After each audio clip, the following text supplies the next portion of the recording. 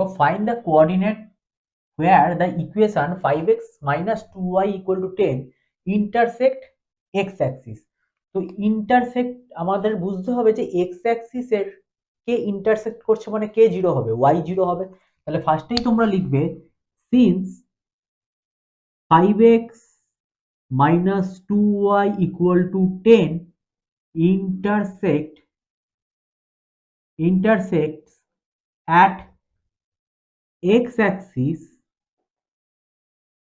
therefore y coordinate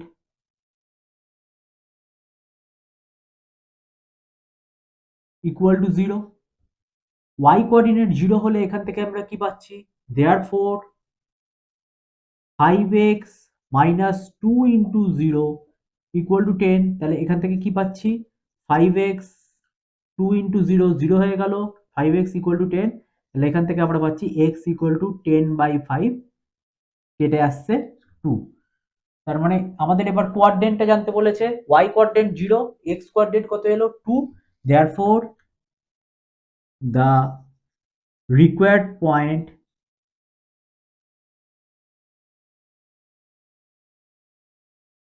বা required coordinate এটাও লিখতে পারতে 2,0।